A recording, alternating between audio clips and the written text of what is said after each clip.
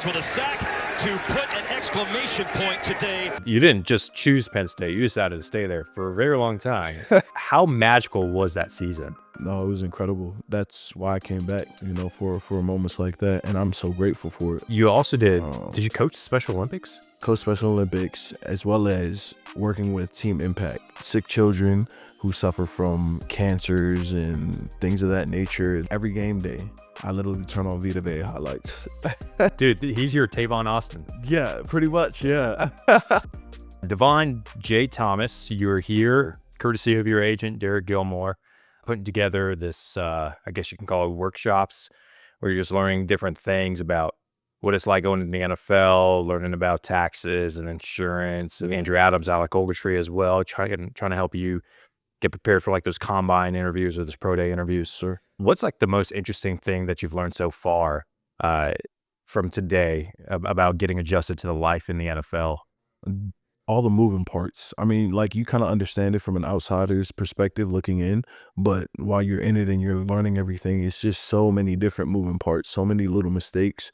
Like, money doesn't necessarily make things better for you, honestly. Like, if you mismanage it and you put it into the wrong things, or you invest into the wrong people, like, that could be detrimental. And I didn't necessarily understand the scale of it up until today.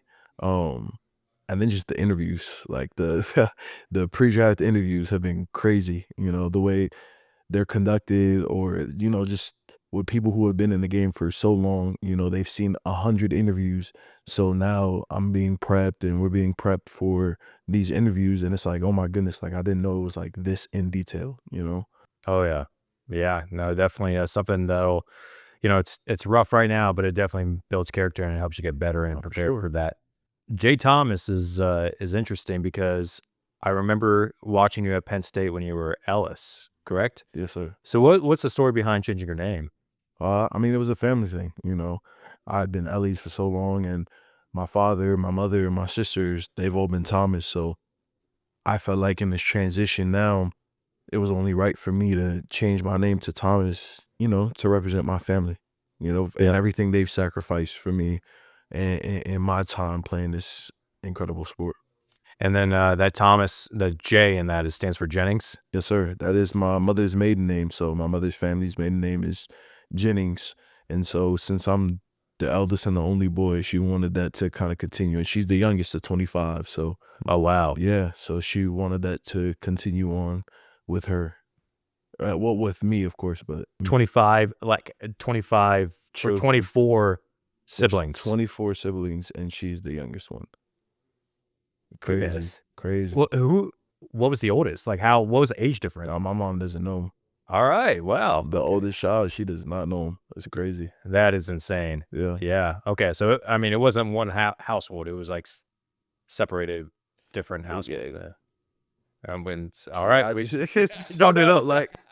We'll never know, man. Those are kind of stories that, your mom tells, like, about the family, and it's like you're listening, but it's just like some of those things just are so crazy, but they're true, Yeah. It's like you can't, like, not question it just a little bit. Like, 25 children. When I was younger, I questioned it. Yeah. Okay, mom. Okay, mom, whatever. And then I really started, like, getting around my family as I started getting older and realizing, like, how many of us there really are. They put me in a group chat. It's all my first cousins, and it's like the max limit, and there's still some not in the group chat, Goodness, man. Had to pick favorites for that. Yeah, right. It sounds like that your mom had a vital part in the support system of you growing up, and family is very important to you. Growing up as well, what gravitated you towards the sport of football? Like, growing up in Maryland, how did football come about? Well, a lot of my family members play football. My cousin Ike, he played at his high school. I remember being younger, going to his games when I was a little kid. It was the Rams. I remember that. That was his high school's mascot. We used to go to his games every Friday night, and I remember going to those and just loving those.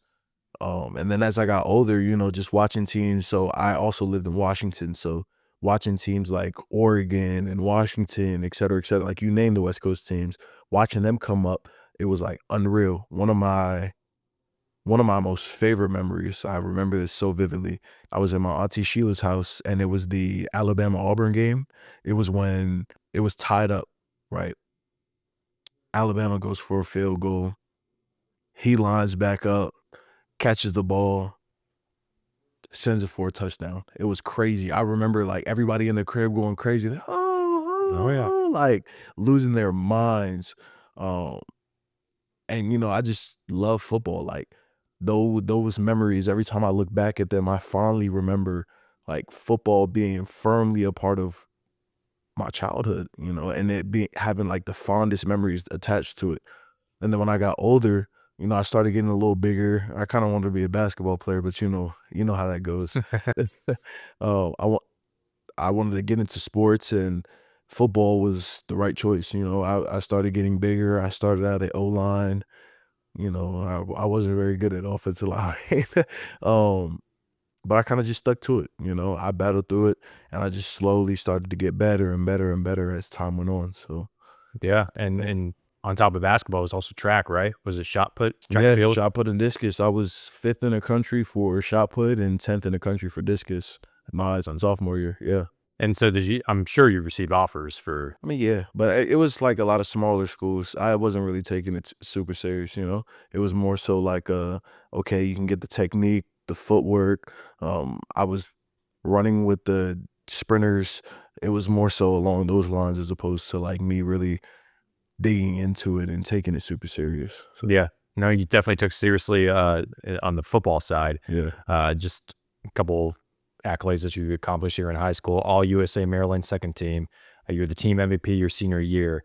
That same senior year, you had 17 sacks for a defensive tackle, which is, Yeah. when you think of defensive tackles getting that many sacks, it's like only Aaron Donald and then nobody else. Everybody, Yeah, like, So, like, I mean, that's just crazy to think about. But that shot put and discus, you have the school record. yeah, Does that still stand today? Do you know? yeah, yeah. Oh, that's crazy, man. Yeah. I mean, we had some dogs though too. You know, PJ Mustipher, he plays for Yeah. Arizona, and so he was the teammate next to me. And then we had Curtis Jacobs. He's with the Patriots. He was at linebacker. Denied Dennis Sutton. He's a current defensive end for Penn State, soon to be first rounder. Like we had some real dogs. We had Jordan McNair, God rest his soul.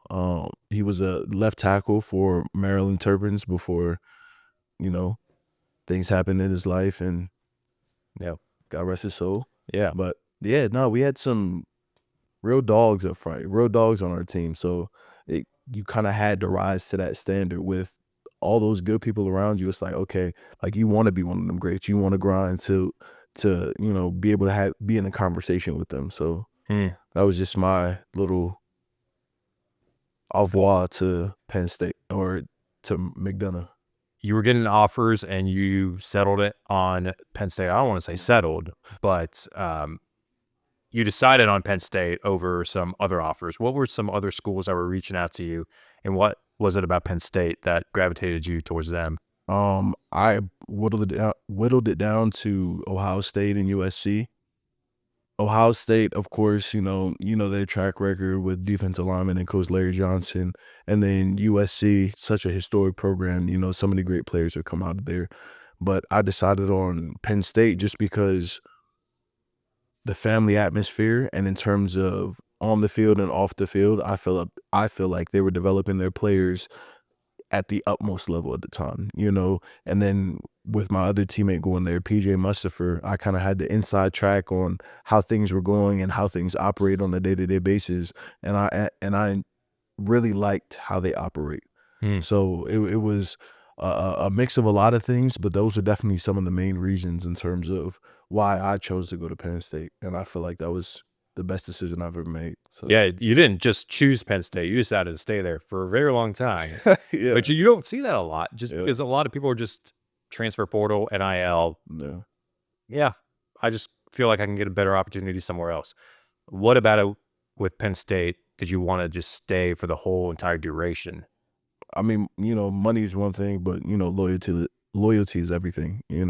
Penn State has done so many things, incredible things, not only for myself but for my family as well.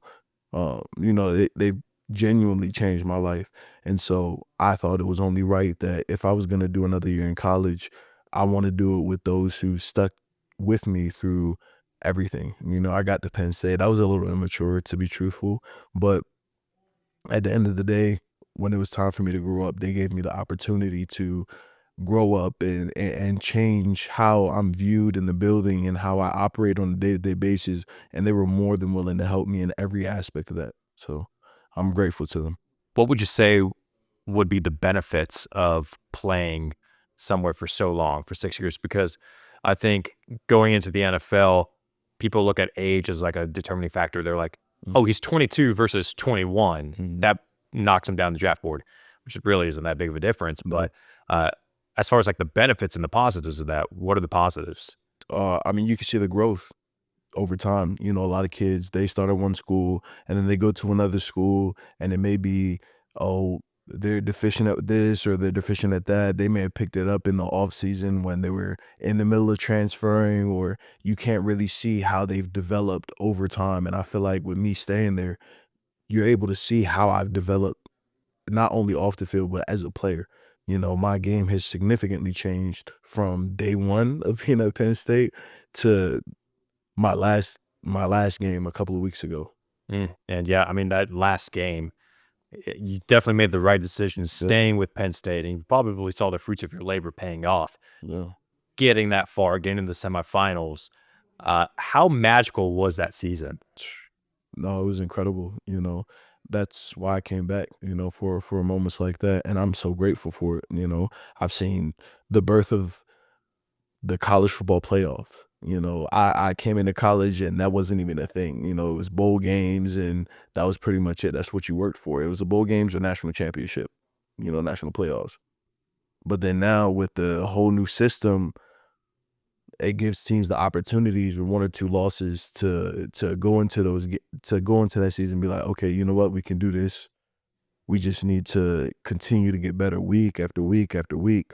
And seeing college football develop from what it was then to what it is now, that's the magic in it as well, as well as just the team developing and growing as a whole, Unfortunately, it didn't end the way that you guys wanted, and I feel that kind of relating it to the NFL, not everybody gets to win a Super Bowl, and you only get so many opportunities for your playing career to try to get to that pinnacle. And it just kind of mentally toughens you, I guess, like losing, but having to get through that and try to motivate yourself to get back the following year. How did that loss to Notre Dame affect you mentally, or how did it strengthen you mentally? I would say it definitely strengthened me. Just taking a hard look back at not only Notre Dame, but just the season overall, and just seeing where I could have been better as a player to help the team overall. I think it was really beneficial for my mental. It kind of put me into a different gear now, especially not just because the next step is the league, but just because I know that there's another gear that I can tap into as a player. And so that Notre Dame game, as well as that whole playoff, that was kind of a message for me, like, okay, wherever you go next, wherever you end up, you're going to be the difference. And this off season and how I prepare and what I do from the last snap up until the next team I play for is going to be everything. It's going to set the tone for that next stage in your life. Now that you're getting prepared for the NFL, what's the big thing coming up? Were you invited to the combine, or no? So pro day is the biggest thing right now. When is that? March 28th. March 28th. And then what kind of preparation are you doing for that? Well, I'm training at Adapt now. The coaches there, the staff there has been tremendous.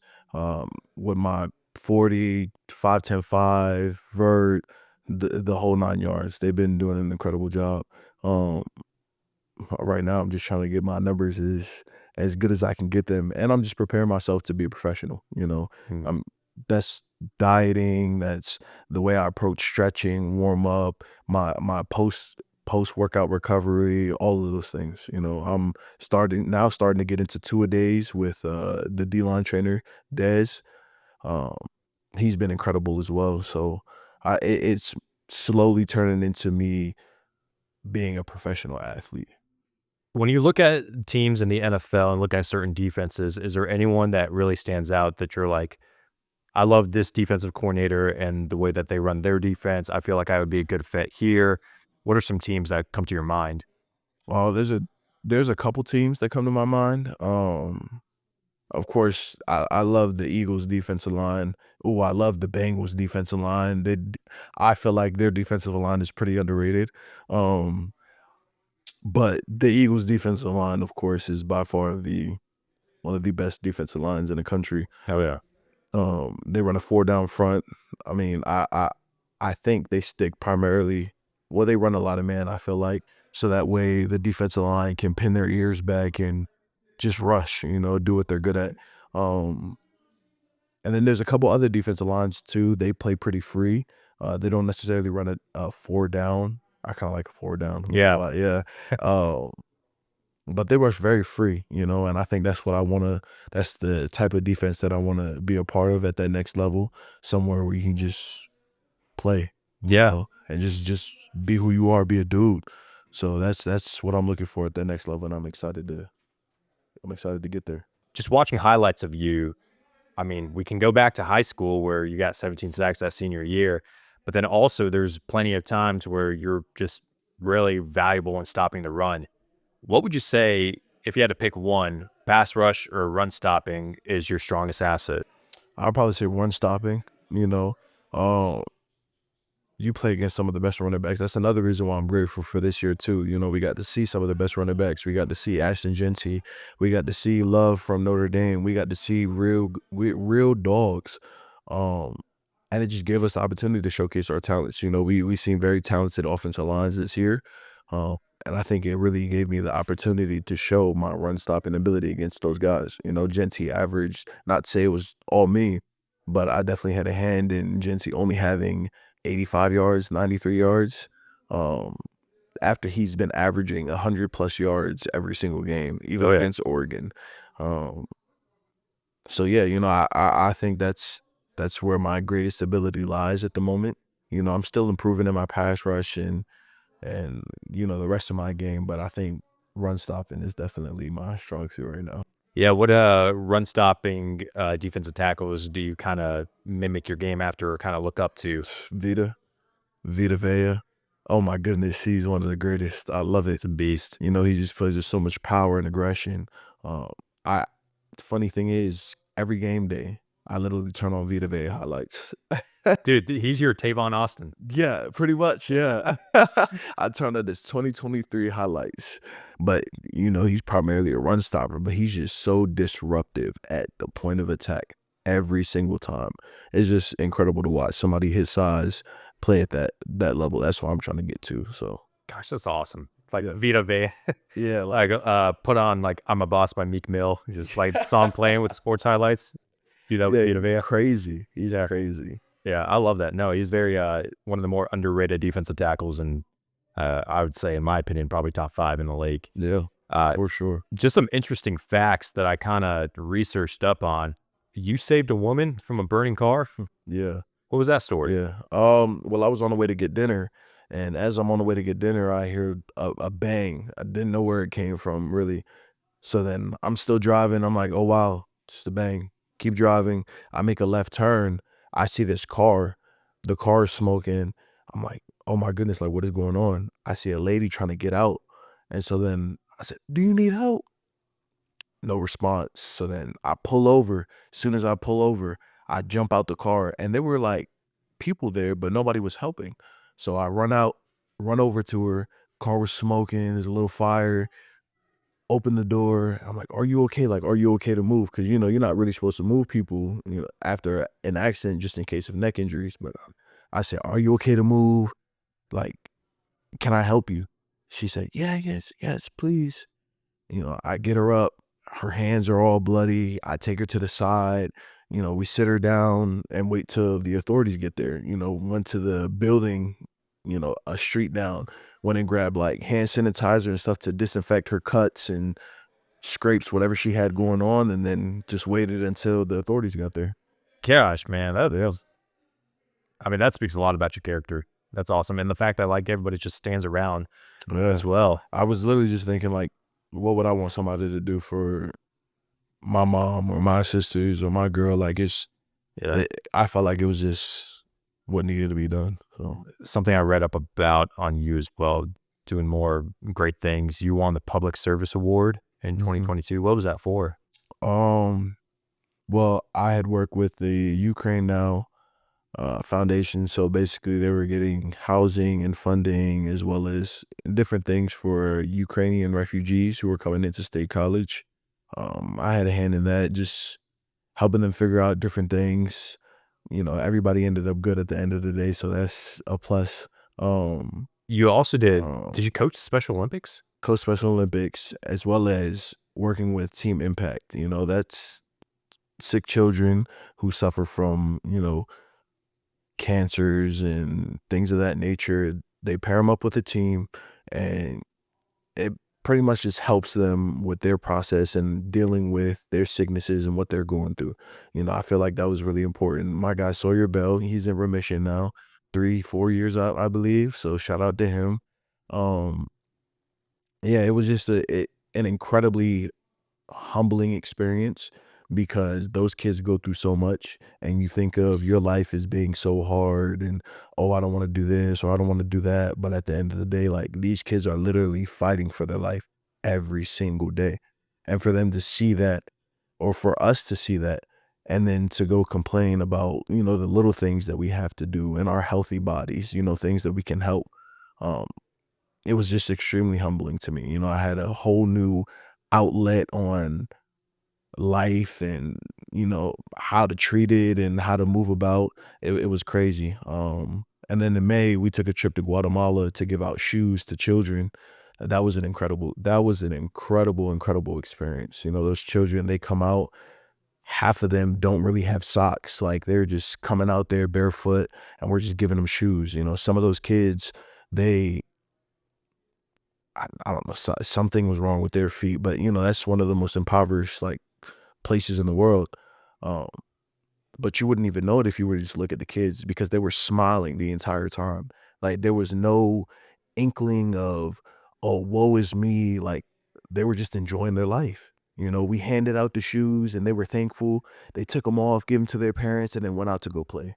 You know what I mean? Yeah. And so they were very thankful, of course, but they're just so in tune with life and just enjoying it and experiencing life for what it is, not looking at it for what they don't have. So that was incredibly humbling as well. Perfect guy right here. I mean, like, no, just like, I mean, just seeing the passion that you have, because there's a lot of people that will do like humanitarian things like this, charity stuff like that in the NFL, but it's, I mean, I'm not saying that like a lot of people aren't genuine, but a lot of it, or some of it might have like, oh, I should do this for like my publicity or my PR look and all that stuff. Whereas you're just like, hey, I do it for the love of whoever I'm helping. Yeah. And I think that takes you a long way, because in the NFL, the Walter Payton Man of the Year is like one of the most prestigious award. Like, every night for the honors, it's MVPs never last when it's announced. It's always Walter Payton Man of the Year. And so like NFL teams like really love that. So definitely in these like interviews, talk that up. But to kind of wrap it up, just kind of take me through, if you had to sum it up in one sentence, one statement, just really sell yourself. Why do you believe that Dvon J. Thomas should be a starting defensive tackle in the NFL? Because I'm a dog. Like, at the end of the day, no matter how it shakes out, no matter how much doubt is in the air about me, whatever they got going on, that won't matter to me. At the end of the day, I'm going to get the job done, and I'm going to do it at the highest level. Like, that's where I'm at with it. You know what I mean? It's do or die. You either take somebody's lunch or somebody's going to take yours. You know what I mean? Somebody's dream has to die for yours to succeed at this point. And that's just what it is. And I'm perfectly okay with doing that, not only for my own success and what I want to do and what I want to achieve professionally, but for any team that takes me, whatever that needs to look like, I'm willing to do. And that just shows throughout my career at Penn State, high school, whatever it was, I'm willing to do whatever it takes. And that's what they're getting. I mean, however you want to frame it, however they want to put it, oh, weakness here, weakness there, I'll make it to where I have no weaknesses. If that's what you believe, okay, then I'll sit in the gym. I'll go to the gym for hours and hours until I get it right, till I can't get it wrong. That's what they're getting. And that's just who I am. That's how I'm coming. That's just what it is. Well, you definitely sold me right there. Well, Dvon, I appreciate the time. Best of luck, and there's no doubt in my mind that we'll be seeing you playing on Sundays here in the future. Thank you, boss. Appreciate it.